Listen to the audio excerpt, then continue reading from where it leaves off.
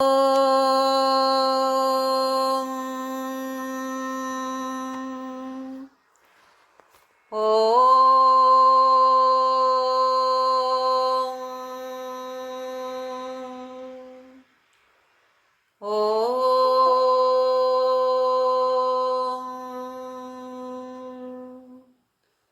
శుక్లాంబరధరం విష్ణుం శశివర్ణం చతుర్భుజం ప్రసన్నవదనం ధ్యాయేత్ సర్వవిఘ్నోపశాంతయే.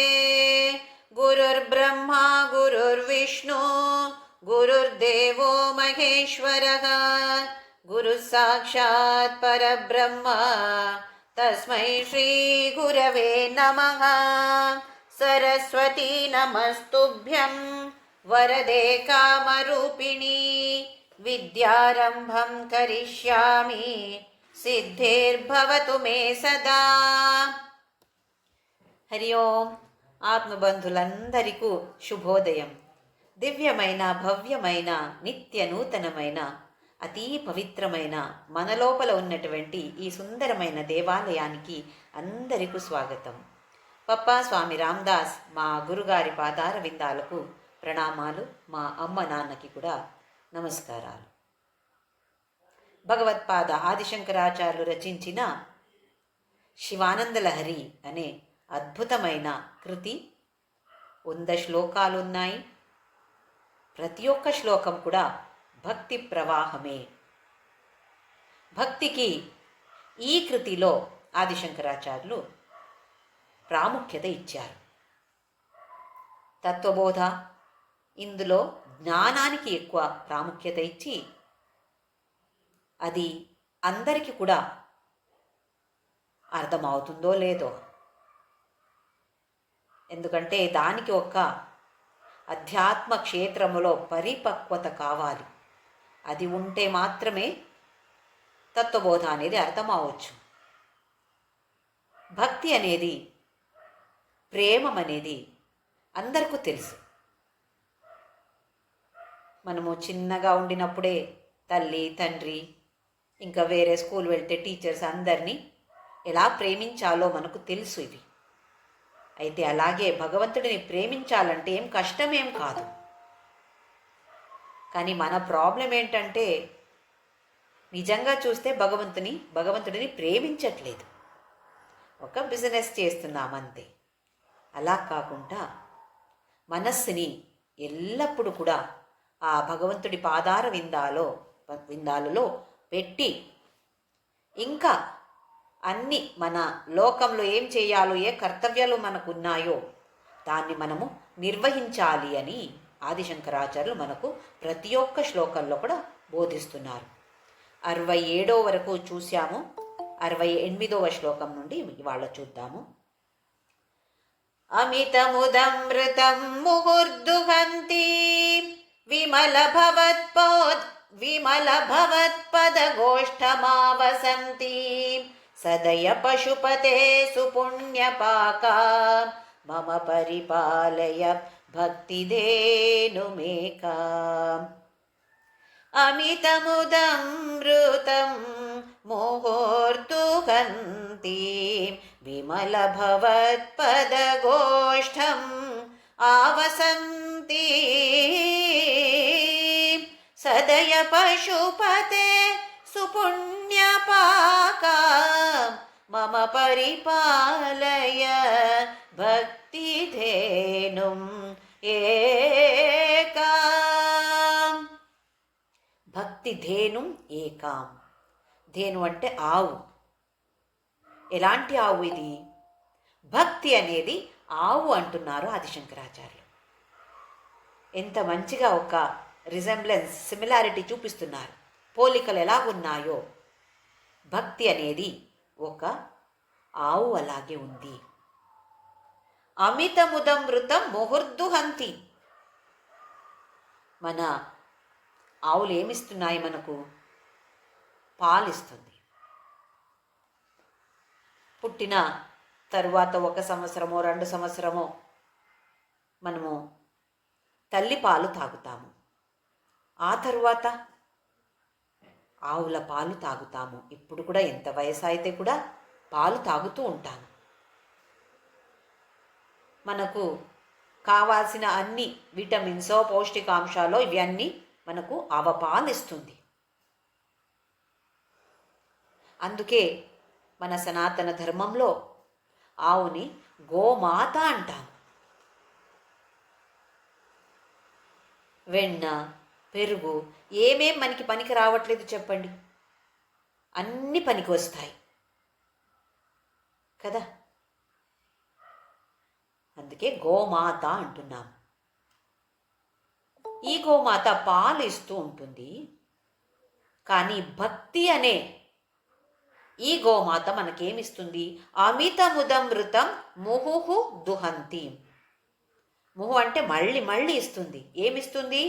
అమితమైనది, మితమైనది కాదు, లిమిటెడ్ కాదు, అన్లిమిటెడ్ ముదం, సంతోషం. ఎలాంటి సంతోషం?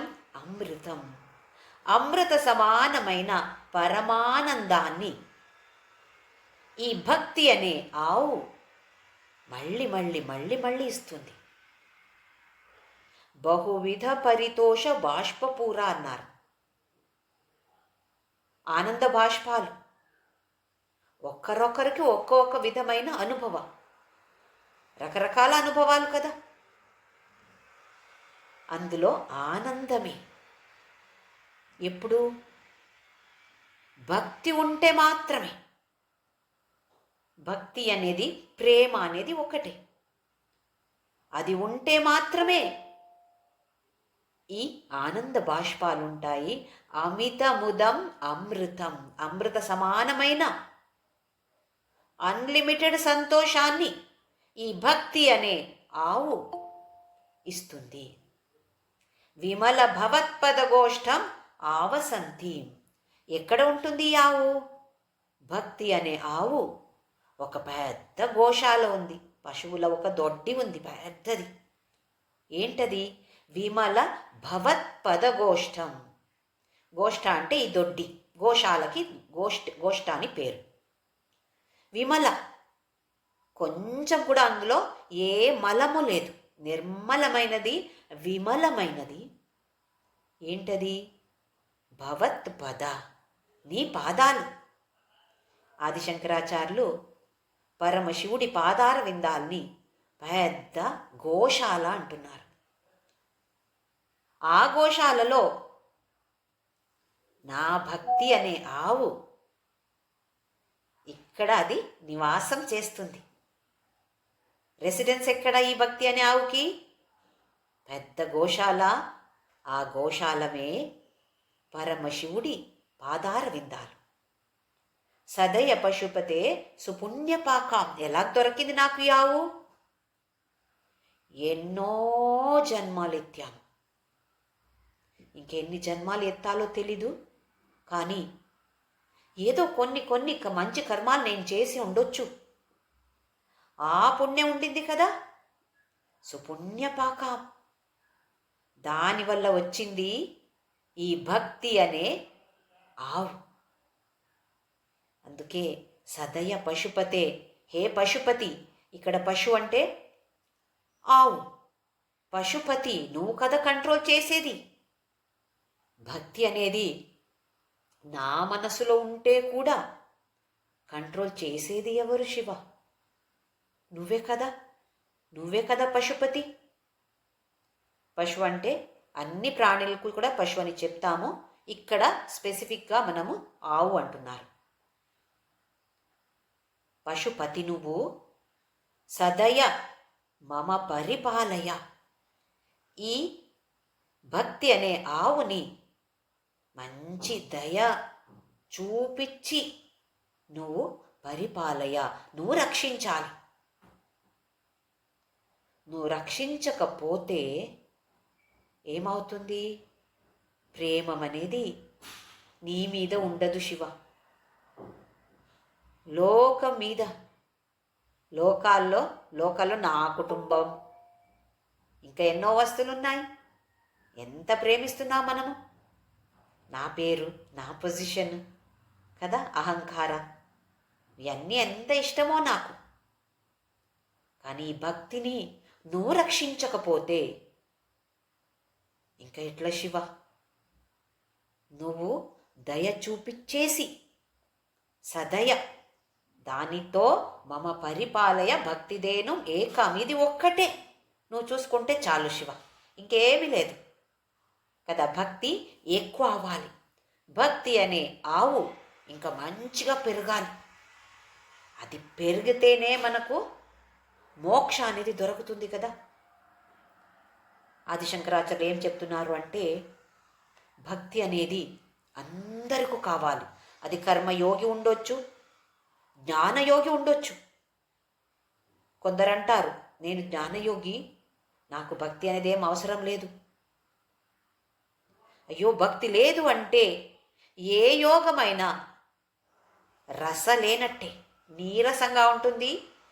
నీరస అంటే వీక్నెస్ అని కాదు, ఇక్కడ రస లేనది. ఇంకా అందులో ఒక ఆనందమే ఉండదు. ఎక్కడ భక్తి ఉందో, ఎక్కడ ప్రేమ ఉందో అక్కడే ఆనందం ఉంటుంది. అంటే జ్ఞాన యోగి అవ్వాలి అంటే అలాంటి వాళ్లకు కూడా భక్తి అవసరమే అంటున్నారు ఆదిశంకరాచార్యులు. హఠయోగులు కూడా ఉండొచ్చు. హఠయోగులు మనకు తెలుసు ఎలాగుంటారు అని. అలాంటి వాళ్లకు కూడా భగవంతుడి మీద ప్రేమ లేదు అంటే అది వాళ్ళకి మోక్షం ఇవ్వదు. జ్ఞానయోగానికి ప్రాముఖ్యత ఎక్కువ ఇస్తే కూడా భక్తి అనేది తక్కువ అవ్వకూడదు. తర్వాతది శ్లోక 69వ శ్లోక. జడతా పశుతా కలంకిత కుటిలచరత్వం చ నాస్తి మయి దేవ, అస్తి యది రాజమౌళే భవదా భరణస్య నాస్మి కిం పాత్రం.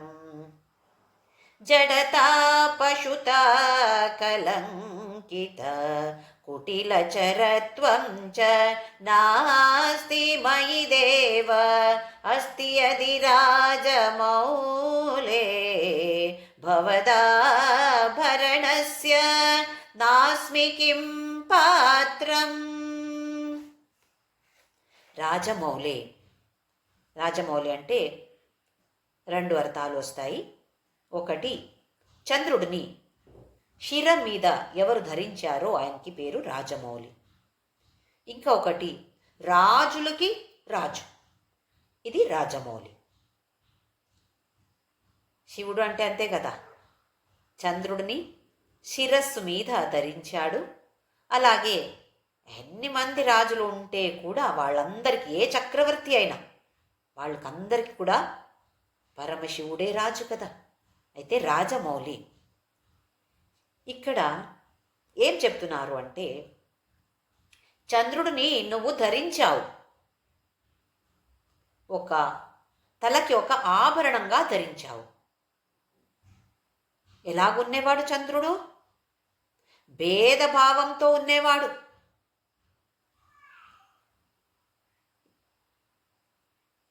ఎన్నో మంది భార్యలు ఉంటే ఒక్క భార్యని మాత్రమే ఎక్కువ ప్రేమించేవాడు. అప్పుడు అందరు భార్యలు కూడా దక్ష ప్రజాపతి కూతురులే. మిగతా వాళ్ళందరూ తండ్రి దగ్గరికి వెళ్ళి, దక్ష ప్రజాపతి దగ్గరికి వెళ్ళి కంప్లైంట్ ఇస్తున్నారు.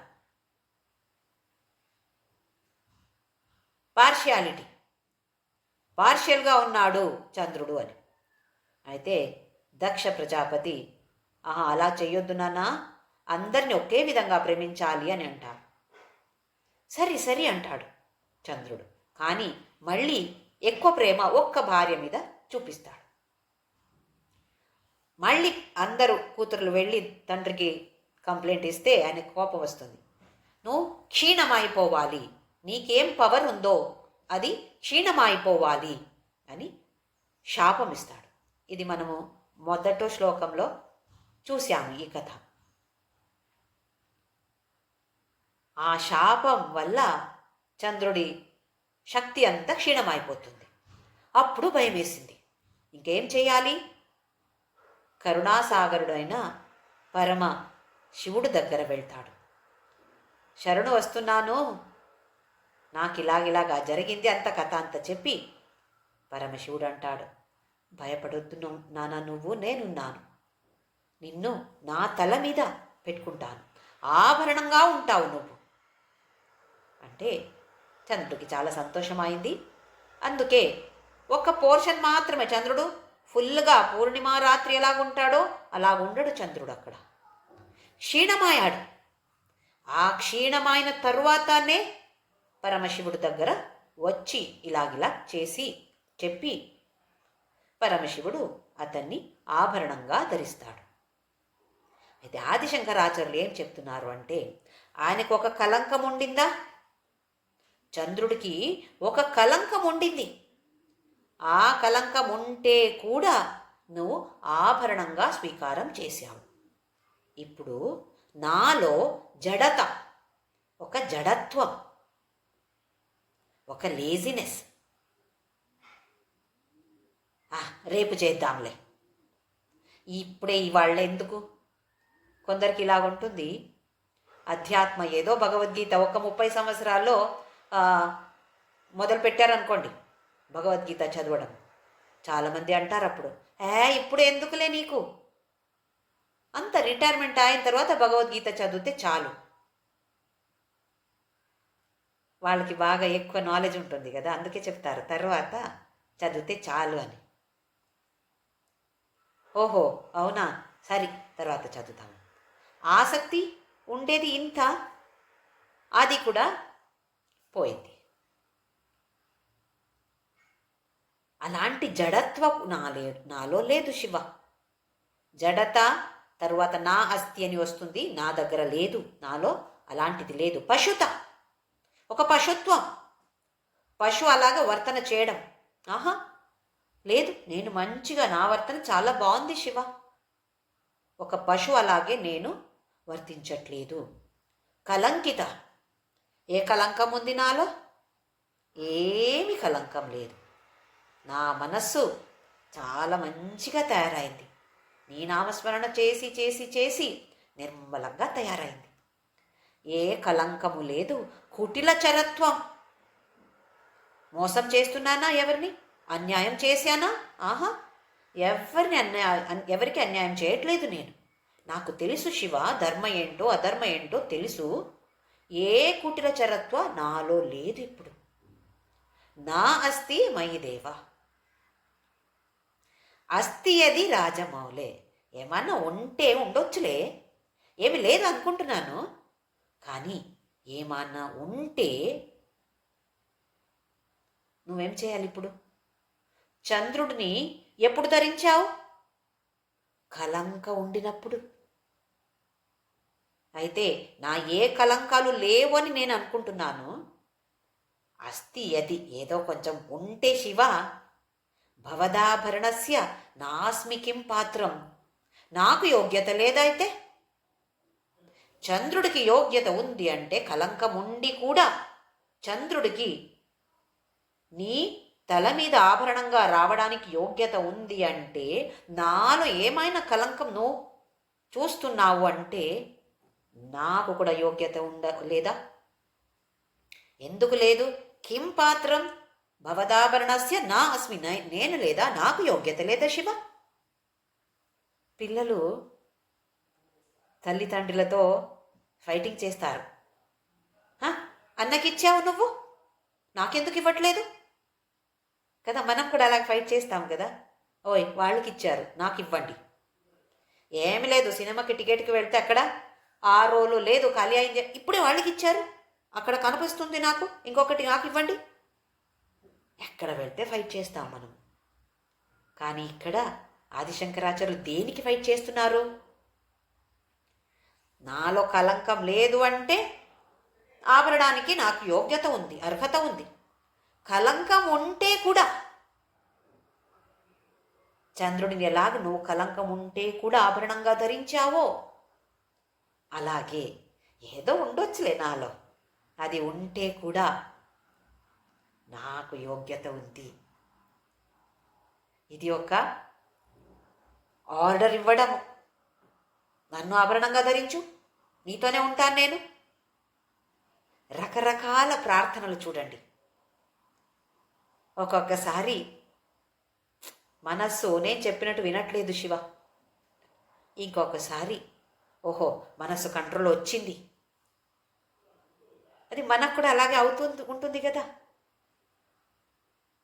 ఇవాళ చాలా భక్తి శివుడి గురించి. ఓహో ఏదో ఒక విషయం చదివాను, అమ్మ మనసంతా ఎంత అయ్యో శివ అంటే ఎంత కరుణామయి, అలాగిలాగనే అంటాం. రేపు ఇలాగే ఉంటుందా? ఆహా, అంత ప్రేమ ఉండదు. ఏదో కొంచెం. ఇంకా 2 రోజులైతే శివుడి మనకు స్మరణమే రాదు, అలాగుంటాం. దాని గురించి ఇక్కడ చెప్తున్నారు. అటు ఇటు అవుతూ ఉంటుంది, సహజమే. ఏదో తక్కువ అయినప్పుడు ఓ నేను పెద్ద పాపం చేశాను నేను. కాదు, ఏమి కాదు. పాపాలు చేసి ఉంటే కూడా కరుణాసాగరుడు కదా శివుడు. మనతో ఉండినప్పుడు దేనిది భయం మనకు కదా, అలాగనుకోవాలి. సరే ఇవాళ నాకు తక్కువ ఉండింది, కానీ ఎందుకు తక్కువ అయింది అట్లా, అది మనము కనుక్కోవాలి. ఎందుకు ఇట్లా అయింది, ఎందుకు ఎక్కువ ప్రేమ రావట్లేదు నాకు. అయితే ప్రేమం లేకపోతే కూడా ఓం నమ శివాయ చెప్తాను, మెకానికలీ అయినా కూడా చెప్తాను, యాంత్రికంగా చేస్తున్నాను సరి చేస్తాను అని అలాగొక నిర్ధారంతో చేయాలి. అది ఒక వ్రతం. నెక్స్ట్ శ్లోక. అరహసి రహసి స్వతంత్ర బుద్ధ్యా పరివసితుం సులభ ప్రసన్నమూర్తి అగణిత ఫలదాయక ప్రభుర్మే జగదధికో హృది రాజశేఖరోస్తి.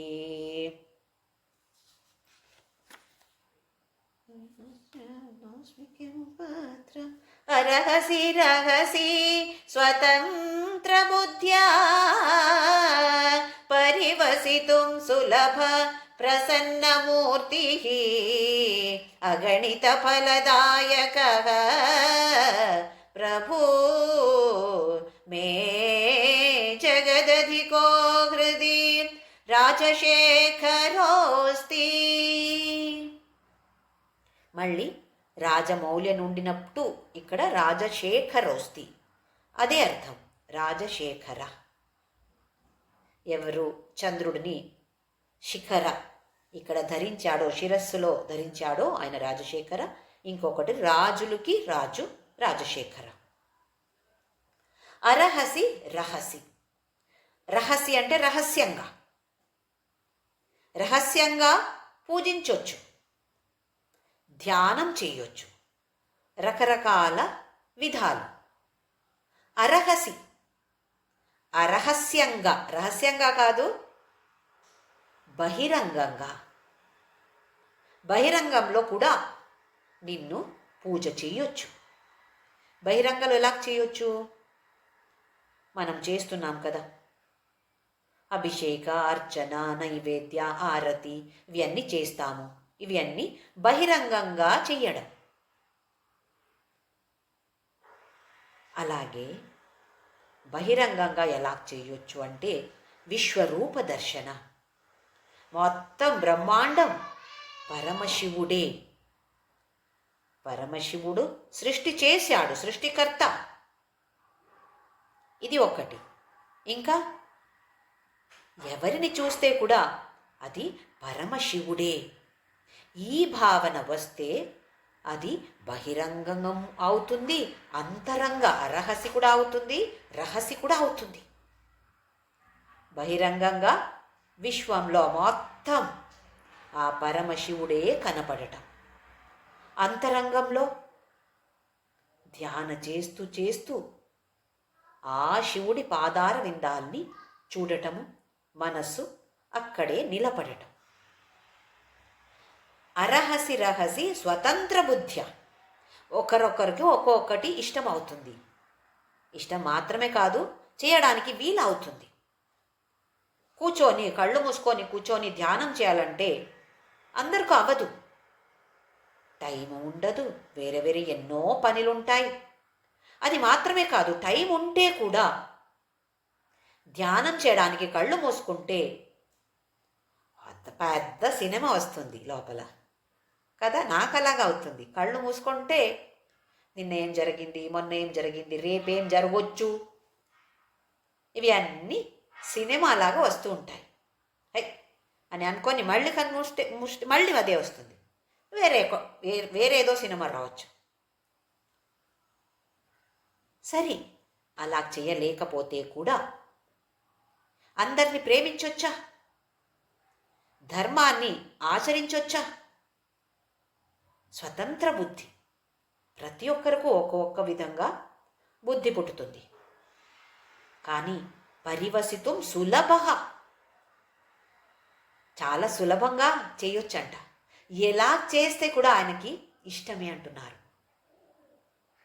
సులభంగా ప్రసన్నమూర్తి ఆయనకి, అందుకే అశుతోష అని పేరుంది. అశు అంటే క్షణంలో సంతోషపడతాడంట. మనం కూడా పిల్లలతో ఆడుతూ ఉంటే ఏదో ఒక మంచిగా వాళ్ళు మాట్లాడితే అబ్బా ఎంత సంతోషం, అబ్బా నా కొడుకు ఎంత పెద్ద అయ్యాడా, ఎంత మాట్లాడుతున్నాడా, నా కూతురు చూడండి కదా. ఒక్క అడుగేస్తే ఒక ఆనందం.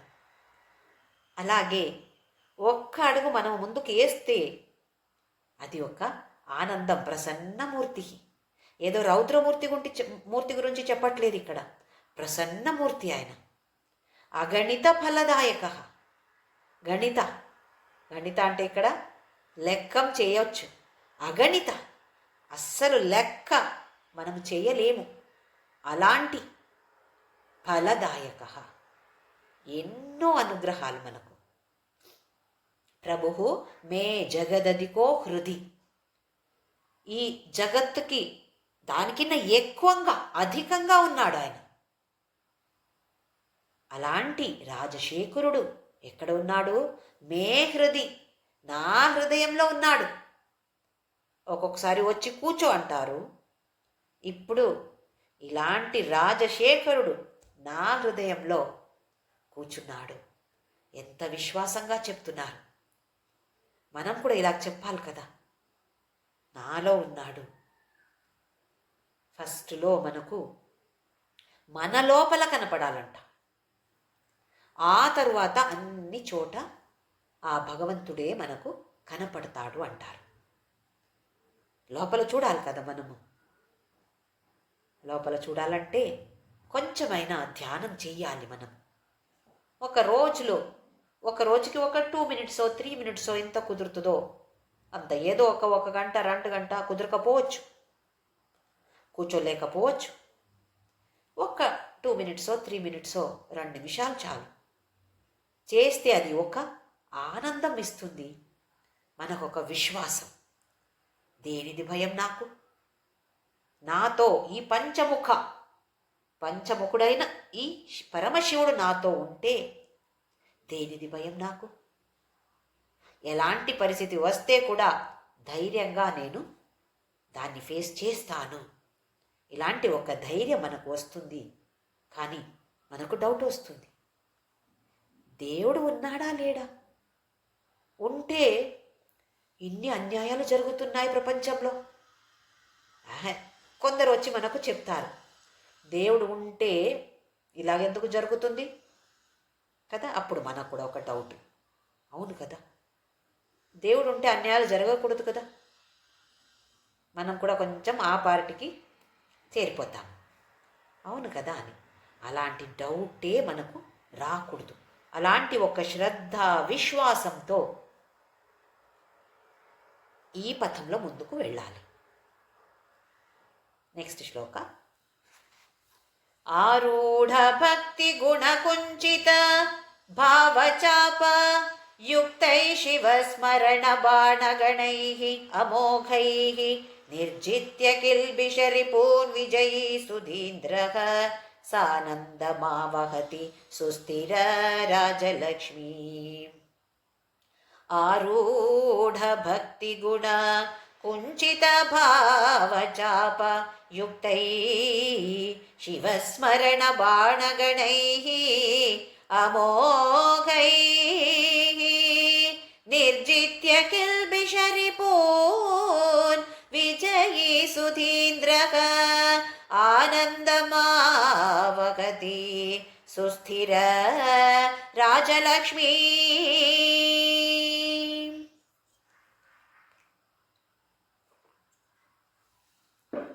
సుధీంద్ర. ధి అంటే బుద్ధి. ధియో యో న ప్రచోదయాత్ గాయత్రి మంత్రంలో వస్తుంది కదా ధి. ధి అంటే బుద్ధి. సుధి మంచి బుద్ధి, శ్రేష్టమైన బుద్ధి. సుధీంద్ర మంచి బుద్ధి ఉన్న వాళ్ళకి రాజు. ఇక్కడ ఇంద్ర అంటే ఒక రాజు. చాలామంది ఉన్నారు మంచి బుద్ధి ఉండేవాళ్ళు, చాలామంది ఉన్నారు. అందులో రాజు, ఆయనకి పేరు సుధీంద్ర. మనకు బుద్ధి లేదా? మనకందరికి కూడా బుద్ధి ఉంది. బుద్ధి లేదు అంటే దాదాపు అందరూ కూడా పెద్ద ఇల్లు కట్టుకున్నాము, బ్యాంక్ బ్యాలెన్స్ బాగానే ఉంది, ఎన్ని నగాలు ఉన్నాయో, ఎన్ని ప్రాపర్టీ ఉన్నాయో. ఎలా వచ్చింది? బుద్ధి లేదు అంటే. అందరికి బుద్ధి ఉంది. ఇక్కడ సుధి మంచి బుద్ధి, అది ఉందో లేదో అని మనము ప్రశ్న వేసుకోవాలి. ఈ బుద్ధి అధ్యాత్మ మార్గంలో ఉపయోగం పడుతుందో లేదో, లేదా లౌకిక మార్గానికి మాత్రమే తీసిపెట్టామా?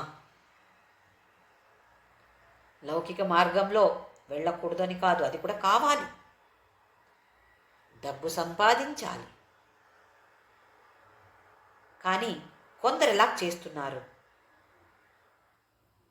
పెద్ద ఇల్లు కట్టాలి అంటే డబ్బు ఎక్కువ కావాలి, జీతం ఇంతే ఉంటుంది, ఆ జీతంతో ఇంత పెద్ద ఇల్లు ఎలా కట్టాలి? అయితే అధర్మ మార్గం తీసుకుంటే కూడా పర్లేదు, లంచం తీసుకుంటే పర్లేదు, కానీ పెద్ద ఇల్లు కట్టాలంటే అంత డబ్బు కావాలి. ఇలా మనము అధర్మ మార్గంలో వెళ్ళడం మొదలు పెడతాం కదా. ఎప్పుడు? ఆ తీవ్రమైన ఆశ, అది మన లిమిట్లో ఉంటే పర్లేదు. లిమిట్లో లేనప్పుడు అధర్మ మార్గంలో వెళ్తే కూడా పర్లేదు, కానీ నాకు అంత డబ్బు కావాలి. ఇలాగే కదా అందరూ కూడా, చాలామంది, అందరూని కాదు చాలామంది ఆ మార్గం తీసుకుంటున్నారు. బుద్ధి లేదా వాళ్ళకి? బుద్ధి ఎక్కువనే ఉంది, ఏం తక్కువ కాదు. వేరే వాళ్ళని మోసం చేసి అన్యాయంతో ఎలాగైనా అంత డబ్బు వస్తే చాలు. బుద్ధియే, అది కూడా మంచి బుద్ధియే కదా. మంచి బుద్ధియా? కుబుద్ధి అనొచ్చు. ఇక్కడ సుధీంద్ర బుద్ధిని ధార్మిక మార్గంలో ఎలా ఉపయోగించాలి, వేరే వాళ్ళకి నేను సహాయం చేయాలంటే ఎలా చేయొచ్చు, ఎలా చేస్తే మంచిది, దీని గురించి ఆలోచించాలి. భగవద్గీత నేను నేర్చుకోవాలంటే బుద్ధిని అక్కడ ఉపయోగించాలి. ఏదో ఊరికే బడబడబడబడా అని చెప్తే రాదు, ఏమి రాదు. ముందుకు వెళ్ళొచ్చు, కానీ చాలా చాలా స్లో. అక్కడ బుద్ధి ఉపయోగించాలి. దేని గురించి ఇక్కడ ఆదిశంకరాచార్యులు బోధిస్తున్నారు, దాని గురించి ఆలోచించాలి. బుద్ధిని అక్కడ ఉపయోగించాలి. మంచి మార్గంలో బుద్ధిని ఉపయోగిస్తే సుధీంద్ర అని పేరు. అయితే ఏం చెప్తున్నారు ఇక్కడ? ఆరూఢ భక్తి గుణ కుంచిత భావ చాపయుక్తై, ఒక విల్లు వాణ దాని గురించి చెప్తున్నారు. మనకు విల్లు ఉంటే అందులో ఒక స్ట్రెయిట్ పోర్షన్ ఉంటుంది, అది భక్తి అంటున్నారు. ఇంకా గుణ కుంచిత భావ చాప మెడిటేషన్, అందులో ఒక తాడు ఉంటుంది చూడండి, అది సద్భావన అనొచ్చు లేదా మెడిటేషన్ అనొచ్చు. చాపయుక్తై శివస్మరణ బాణగణి, బాణాలు కావాలి కదా. విల్లు ఒక్కటే ఉంటే కూడా బాణాలు ఎక్కువ ఉంటాయి. మనకు తెలుసు. వెనక నుంచి ఒక పెద్ద సంచి పెట్టుకుంటారు, అందులో చాలా బాణాలు ఉంటాయి, దాన్ని ఒకటొకటి తీసి షూట్ చేస్తారు. ఏంటి బాణాలు? అక్కడ అమోఘమైన శివస్మరణ. ఎంత మంచి ఒక కంపారిజన్ చూడండి ఇక్కడ. ఆ నామస్మరణ అంటే మనకు భజన పాడేది ఉండొచ్చు, లేదా జపం చేసేది ఉండొచ్చు, కథ శివపురాణ, స్కంద పురాణ, లేదా చాలా చాలా పురాణాలు. ఇక్కడ మళ్ళీ మళ్ళీ గుర్తుపెట్టుకోవాలి మనము. శివపురాణ అంటే శివుడి కథలు మాత్రమే అని కాదు, ఆ పరబ్రహ్ముడు గురించి, లేదా మహావిష్ణు ఎవరైనా ఉండొచ్చు, దేవుడు అని చెప్తాము. ఆ పురాణాలు అంతే, ఏదో సీరియల్ చూసి కథ అలాంటి కథ కాదు, మంచి చరిత్రలు. దాన్ని చదవడం లేదా వినడం, పాడటం, ఇవన్నీ ఈ నామస్మరణ అనే దీంట్లో వస్తుంది. రకరకాల బాణాలు. భజన పాడేది ఒక బాణం, జప చేసేది ఇంకొక బాణం, చరిత్ర చదివేది వినేది ఇంకా కొన్ని బాణాలు. ఇలాగే ఎలాంటి బాణాలు ఇవి? అమోఘమైనది. అమోఘై. ఏం చేస్తాయి ఈ బాణాలు? నిర్జిత్య కిల్బిష రిపూన్ విజయి. నిర్జిత్య అంటే వీళ్ళు జయిస్తారు. ఎవరు? ఈ సుధీంద్ర ఉన్నే మంచి బుద్ధి ఉన్నే వ్యక్తి విన్నర్ అవుతాడు. శత్రులు ఎవరు? కిల్బిష రిపూన్. కిల్బిష అంటే మనము ఎన్నో జన్మాలు ఎత్తాము, అందులో చేసిన పాప కర్మ ఫలాలు. ఇప్పుడు ఈ జన్మంలో మనకు కష్టాలు వస్తాయి అంటే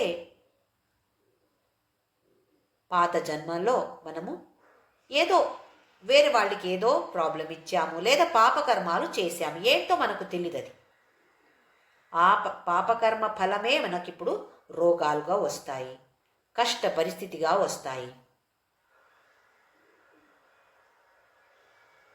ఇంకా అది మాత్రమే కాదు, ఇంకా వైరిలు అంటే ఇప్పుడు మనకు తెలుసు అబద్ధం ఆడకూడదు, అది అధర్మమని తెలుసు.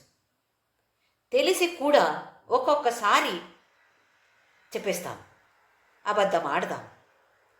ఆడిన తరువాత ఏం చేస్తాము? అది చెప్పాల్సి వచ్చింది అట్లా. నేను అన్యాయం వేరే వాళ్ళకి ఏం చేయట్లేదు, ఇది పరిస్థితి ఇలాగ వచ్చింది, అందుకు ఇలాగ అబద్ధం ఆడానంతే. చూడండి ఎలాగంటాము. అది కూడా, అది చేసింది కూడా తప్పు అని లేదు అక్కడ, కరెక్టే. ఎందుకు ఇలాగ అవుతుంది? ఇది కూడా అలాంటి కర్మఫలాలే. ఇప్పుడు అబద్ధం ఆడామా, దానికి ఒక ఫలం ఉంటుందా? ఆ ఫలాన్ని అనుభవించాలా? ఈ జన్మంలో ఉండొచ్చు, లేదా ఇంకా వచ్చే జన్మంలో ఉండొచ్చు. ప్రతి ఒక్క అధర్మ కార్యానికి వచ్చే ఫలాన్ని మనము అనుభవించాల్సిందే. ఇప్పుడు పాత జన్మంలో ఏమేం చేశామో పాపకర్మాలు, అవి అన్నీ వైరిలా మనకు శత్రువు. అలాగే ఇంకా అలా చేస్తే అది కూడా శత్రువే కదా, అది కూడా చేయకూడదు, దాన్ని కూడా జయించాలి. ఎలా సాధ్యం అది? ఇలాంటి బాణాలు కావాలి. నామస్మరణ అనే అమోఘమైన బాణాలు కావాలి. దాన్ని ఉపయోగిస్తే, ఎప్పుడు ఉపయోగిస్తాము? సుధీంద్రులైతే అలాంటి బాణాల్ని ఉపయోగించి ఆనందం మావహతి సుస్థిర రాజలక్ష్మి. ఇప్పుడు వేరే వాళ్ళతో యుద్ధం చేస్తే ఏదో ఒక రాజ్యమో అది వచ్చేది. ఇప్పుడేమో అలాంటి, ఇప్పుడు కూడా నడుస్తున్నాయి, యుద్ధాలు నడుస్తున్నాయి. ఏదో ఒక్క దేశంతో కాదు, ఎన్నో దేశాలు యుద్ధాలు చేస్తూ ఉన్నాయి. ఇప్పుడు మహాభారతంలో యుద్ధం జరిగింది దేనికోసం? ఈ రాజ్యం నాకే కావాలి, వాళ్ళకి ఇవ్వను. దుర్యోధనుడు అన్నాడు, నేను ఇవ్వను పాండవులకి ఒక్క ఇంత జాగం కూడా నేను ఇవ్వను. అంటే వాళ్ళదంతా నాదే అని అయిందా? అది ఒక రాజ్యలక్ష్మి, సంపత్తు వచ్చేది. ఇప్పుడు ఇలాంటి యుద్ధం చేస్తే ఎలాంటి రాజ్యం వస్తుంది? సుస్థిర ఆనందం ఆవహతి, మంచి ఆనందమే, ఎల్లప్పుడూ శాశ్వతమైన ఆనందం ఉంటుంది. సుస్థిరమైన రాజలక్ష్మి వస్తుంది, స్థిరమైన రాజ్యం. ఏంటది? మోక్ష అనే స్థిరమైన రాజ్యం, దాన్ని పొందుతున్నావు అని. ఎవరు సుధీంద్రుడుగా ఉంటాడో అలాంటి వాడు సుస్థిరమైన రాజ్యాన్ని పొందుతాడు అని ఆదిశంకరాచార్యులు మనకు చెప్తున్నారు. అయితే ఇవి అన్నీ మనము ఆచరించాలి. నామస్మరణ ఇవన్నీ ఆచరించాలి. భక్తి కావాలి, ధ్యానం కావాలి, సద్భావనలు కావాలి. ప్రయత్నం చేద్దాం. మనము ఫెయిల్ అవ్వచ్చు, కానీ ప్రయత్నం చేస్తే కదా ముందుకు వెళ్ళేది. నెక్స్ట్ శ్లోక.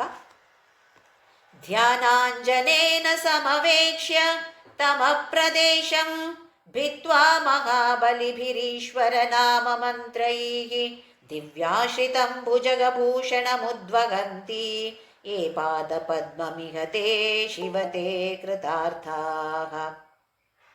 ధ్యానాంజనేన సమవేక్ష్య తమ ప్రదేశం భిత్వా మహాబలిభిః ఈశ్వర నామమంత్రైః దివ్యాశ్రితం భుజగభూషణం ఉద్వహంతి ఏ పాదపద్మం మిహతే శివతే కృతార్థా.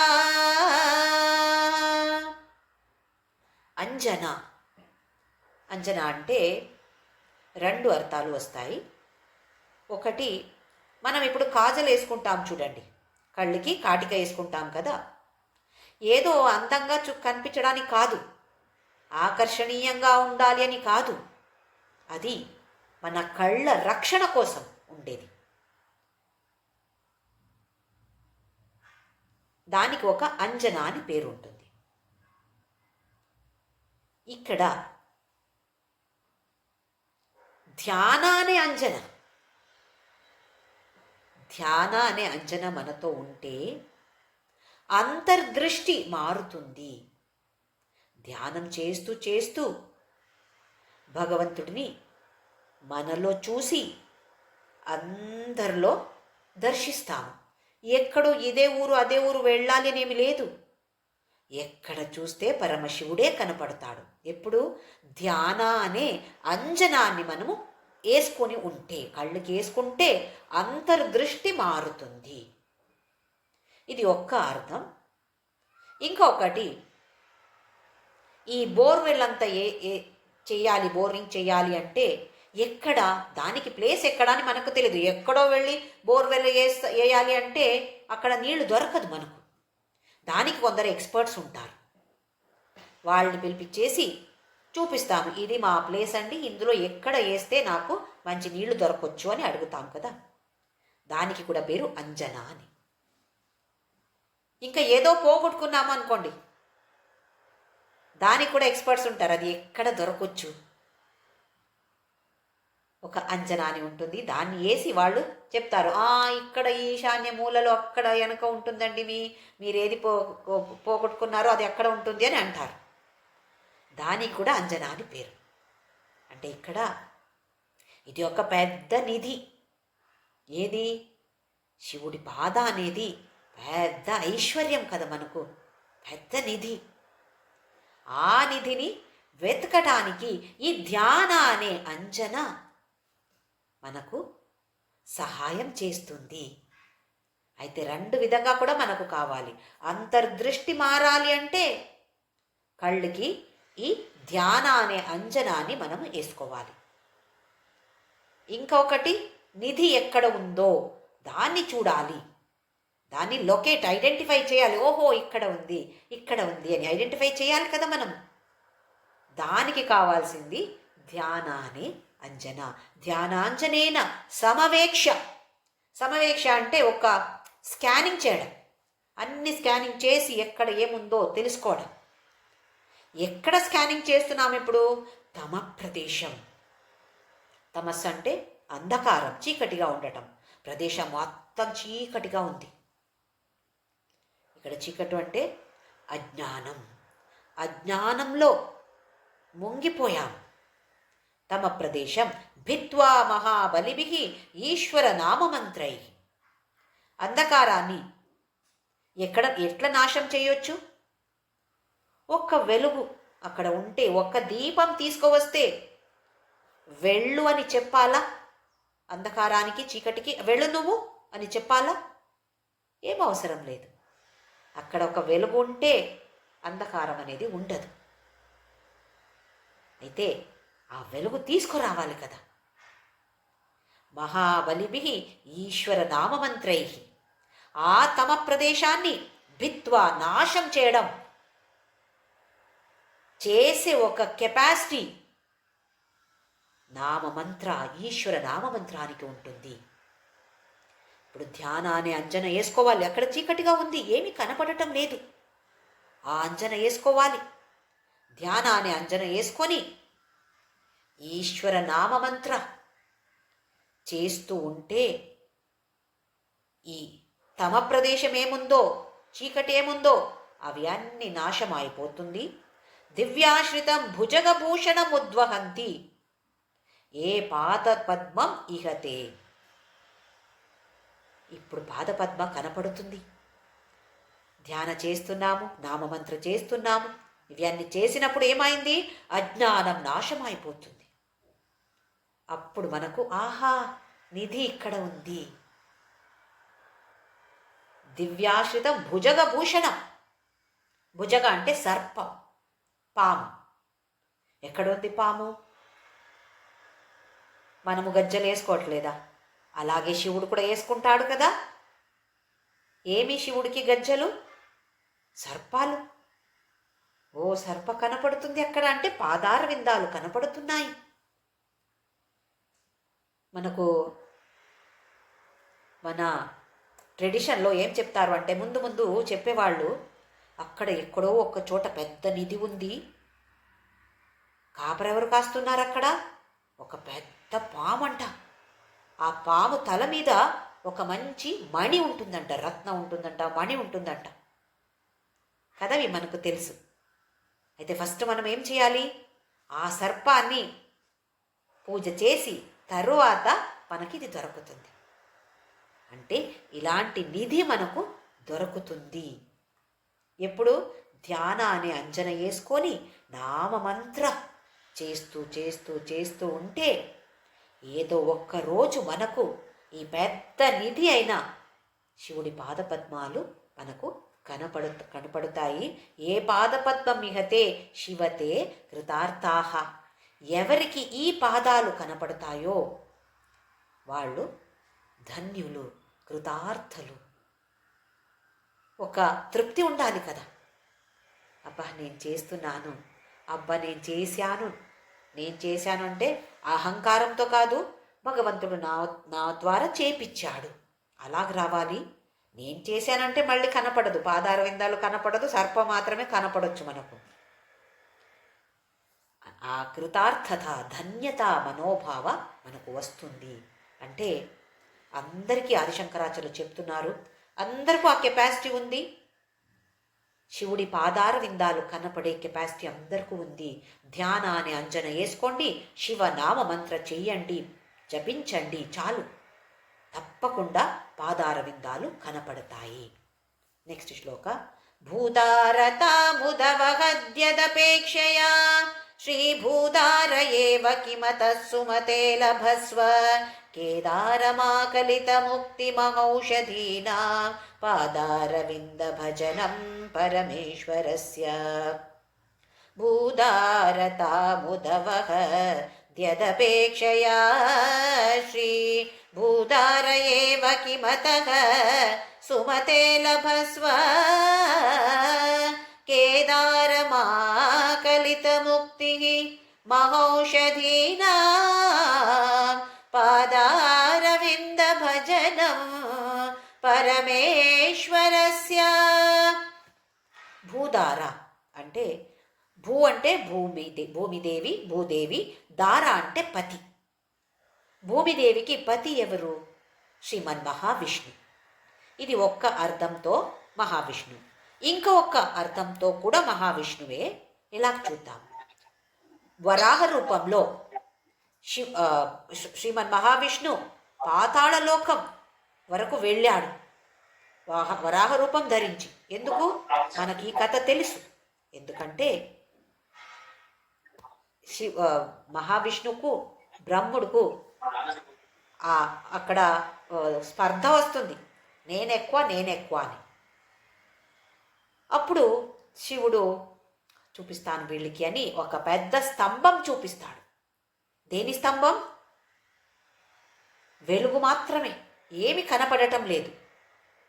అయితే శివుడు అంటాడు, దీని ఆది ఎక్కడ ఉందో, అంత ఎక్కడ ఉందో మీరిద్దరు కనుక్కొని రండి, తర్వాత నేను చెప్తాను ఎవరు గ్రేటో అని నేను చెప్తాను అని. అయితే వరాహ రూపం ధరించి భూమిలో లోపల అతల వితల సుతల లోకాలు ఉన్నాయి కదా కింద, అవి అన్నీ అక్కడంతా వెతుకుతూ వరాహ రూపంలో శ్రీమన్ మహావిష్ణు వెళ్తాడు. ఇది చాలాసారి కథ చూశాను. ఆ స్తంభమే పరమశివుడు తిరువణ్ణామలేలో ఉన్నటువంటి అరుణాచల అనే అరుణాచల అనే పెద్ద పర్వతం. శివుడిని చూడాలంటే, భౌతికంగా చూడాలంటే అరుణాచలాన్ని అందరూ దర్శించాలి అంటారు. తిరువణ్ణామలై తమిళనాడులో ఉన్నటువంటి తిరువణ్ణామలైలో అరుణాచల అరుణగిరి ఈ రూపంలో శివుడే ఉన్నాడు. అయితే భూదార తాముదవహద్యదపేక్షయ, శివుడి పాదార విందాలను చూడాలని అపేక్షతో ఎవరు వెళ్ళారు? శ్రీమన్ మహావిష్ణువే వెళ్ళాడు. ఇంకా మనం వెళ్ళేది ఏంటి? భూదార ఏవ కిమతః సుమతే లభస్వ. అయితే సుమతి అంటే మంచి మనస్సుకి చెప్తున్నారు ఇప్పుడు. నువ్వు కూడా ఇలా వెళ్ళు, వెతుకు. కేదారమాకలిత ముక్తి మహౌషధీనాం. కేదార అంటే పొల, ఒక మంచి పొల ఉంది.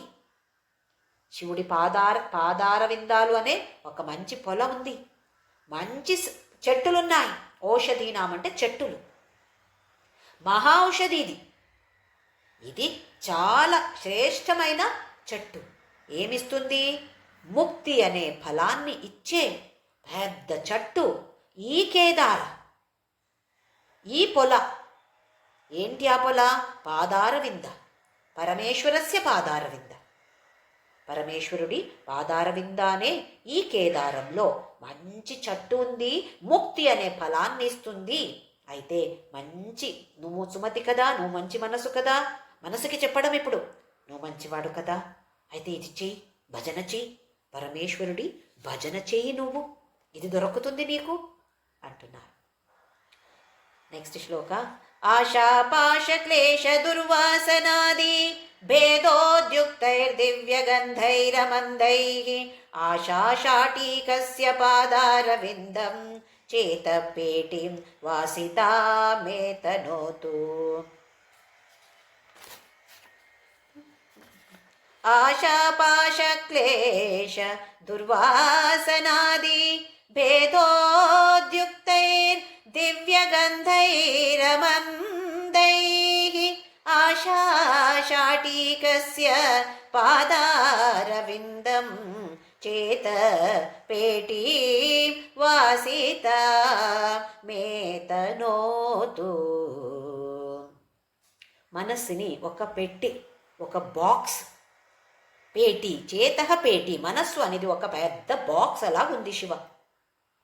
అయితే ఈ పెట్టిలో ఏముంది? ఆశ, పాశ, క్లేశ.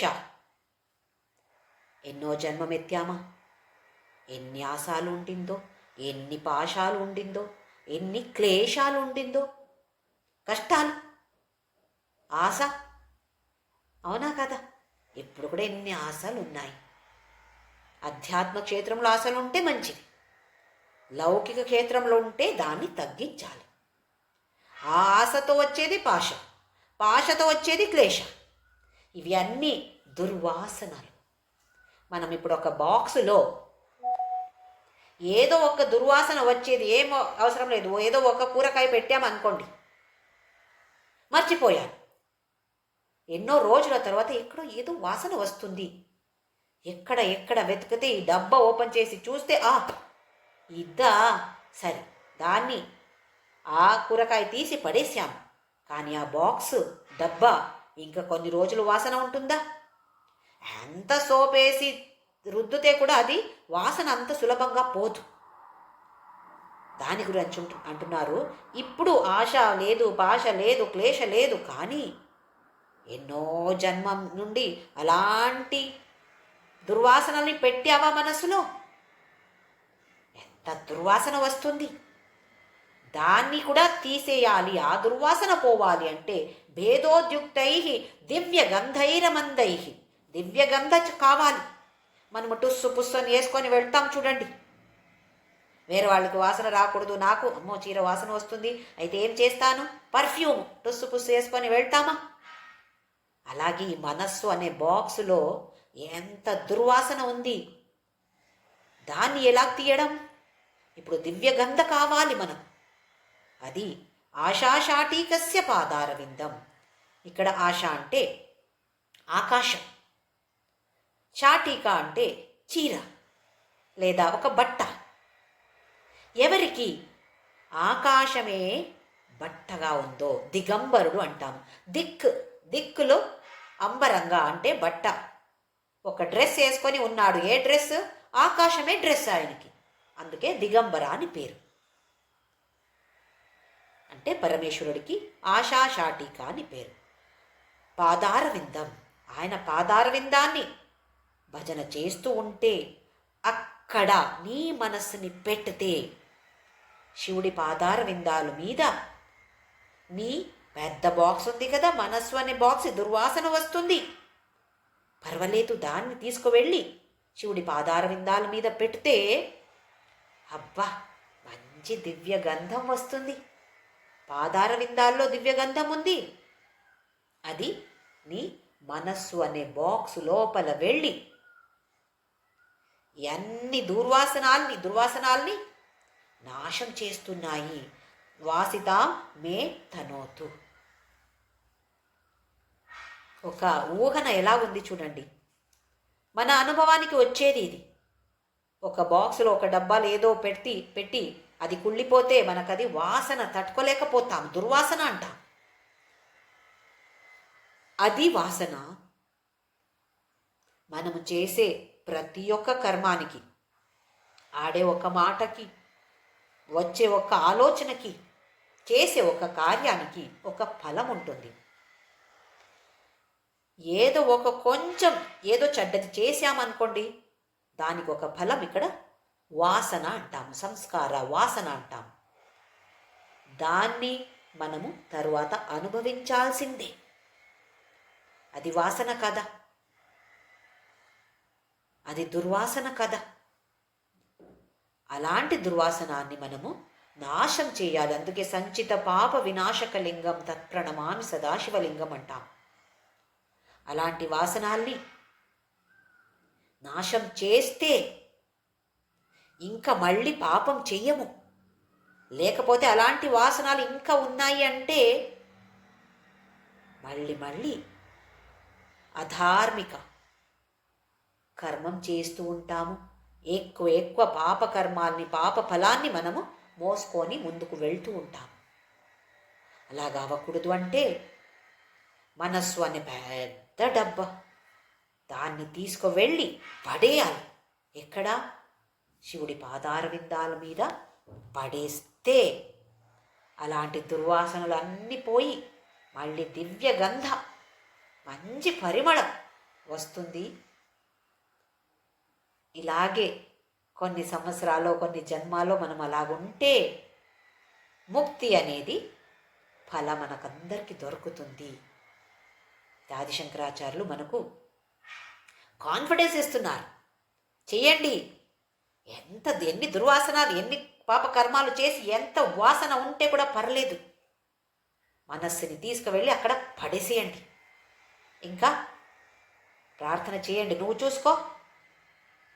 చూసుకోవాలి.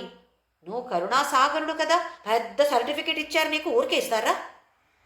అలా ఫైట్ చేసి ఆ మోక్షాన్ని పొందొచ్చు అంటున్నారు.